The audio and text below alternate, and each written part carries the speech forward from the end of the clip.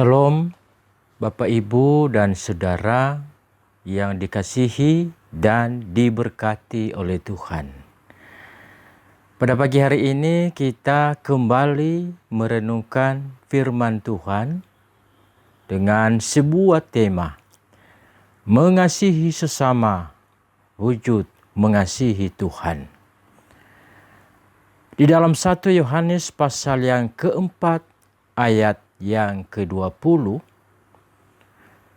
jikalau seorang berkata, "Aku mengasihi Allah," dan ia membenci saudaranya, maka ia adalah pendusta.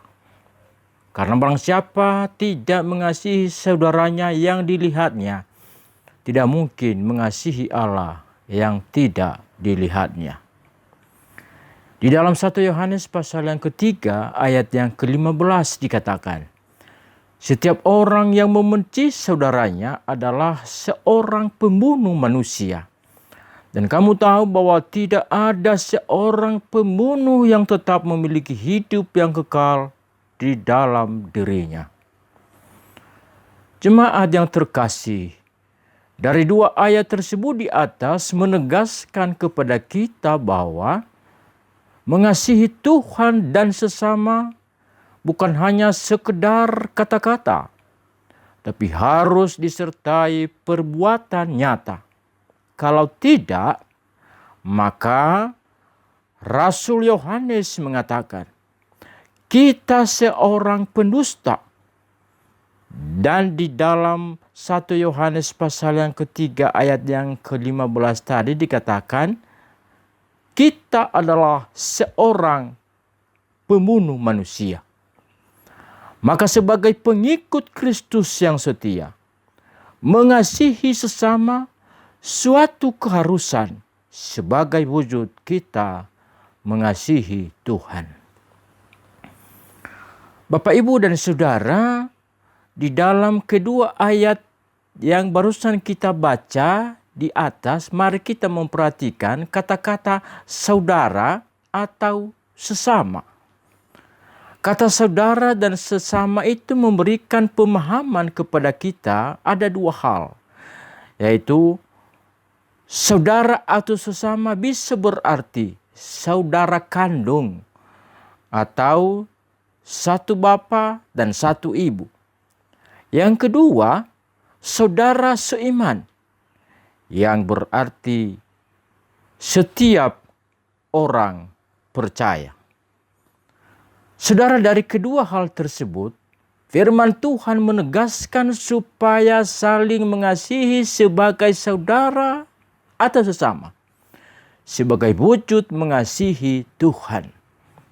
Hal ini Rasul Yohanes menegaskan terlebih dahulu sebab ada begitu banyak berbagai peristiwa-peristiwa, kejadian-kejadian yang terjadi.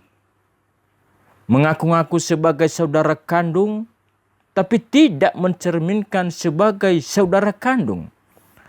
Hanya gara-gara warisan mereka saling membenci, malah saling bermusuhan. Begitu juga sebagai saudara seiman, juga seringkali tidak mencerminkan identitas sebagai orang percaya.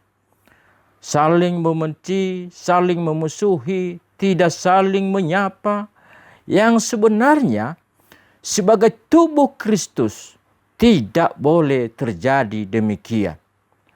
Mengaku mengasihi Tuhan tapi membenci sesama. Di dalam 1 Yohanes pasal yang keempat ayat yang ke-21 dikatakan, dan perintah ini kita terima dari Dia, yaitu Yesus.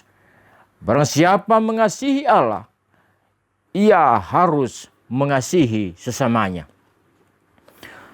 Saudara, yang menjadi dasar kita untuk mengasihi sesama, oleh karena Allah dalam Kristus Yesus lebih dahulu mengasihi kita.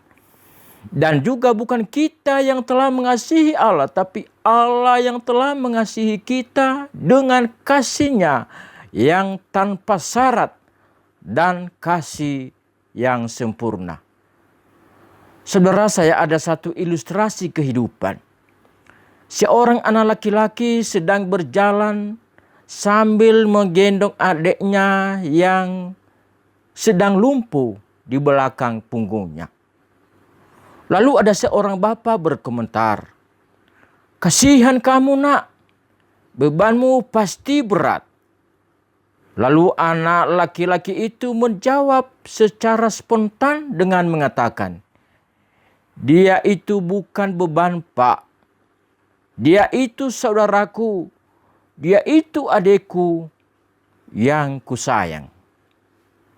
Jemaat Tuhan, dari ilustrasi kehidupan di atas memberikan gambaran kepada kita bahwa apa yang kita lakukan belum tentu orang lain memandangnya atau menilainya secara positif. Namun demikian, kita tidak perlu patah semangat. Kita harus tetap melakukannya sepanjang itu baik dan benar. Sebab Rasul Paulus berkata di dalam Kolose pasal yang ketiga ayat 23, "Apapun juga yang kamu perbuat, perbuatlah dengan segenap hatimu seperti untuk Tuhan, bukan untuk manusia." Saudara, ciri khas orang percaya adalah mengasihi. Kita punya Bapa, Kristus Yesus menyatakan dirinya bahwa Allah adalah kasih. Ayat yang ke-16 dikatakan Allah adalah kasih. Dan barang siapa tetap berada di dalam kasih, ia tetap berada di dalam Allah dan Allah di dalam dia. Mengasihi Allah berarti melibatkan diri dalam hal-hal rohani. Aktif ibadah rutin, ikut doa, memberi persembahan, itu semua sangat baik dan luar biasa. Namun kalau kita tidak memiliki kasih terhadap sesama, Rasul Paulus mengatakan semuanya itu sia-sia belaka.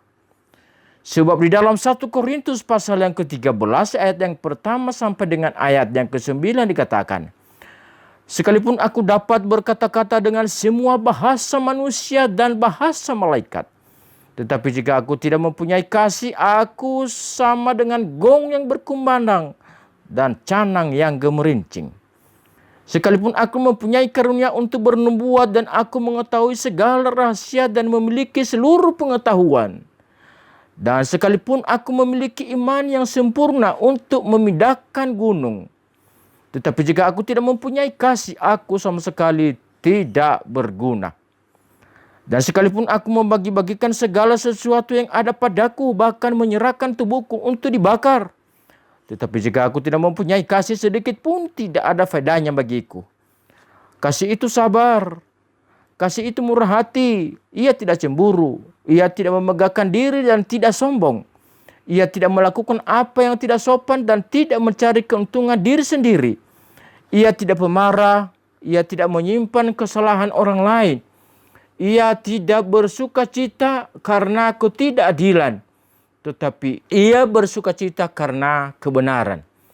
Ia menutupi segala sesuatu, percaya segala sesuatu, mengharapkan segala sesuatu, sabar menanggung segala sesuatu, kasih tidak berkesudahan, nubuat akan berakhir, bahasa roh akan berhenti, pengetahuan akan lenyap, sebab pengetahuan kita tidak lengkap dan nubuat kita tidak sempurna. Amin. Demikianlah bunyi firman Tuhan.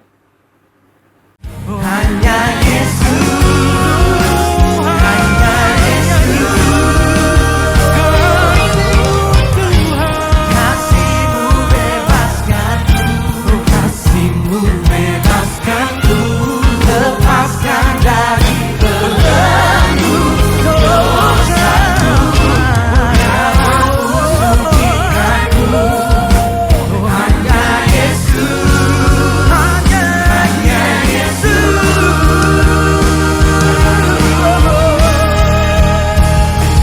kasih-Nya yang mengubah hidupku, ingat kasih-Nya yang selalu ada.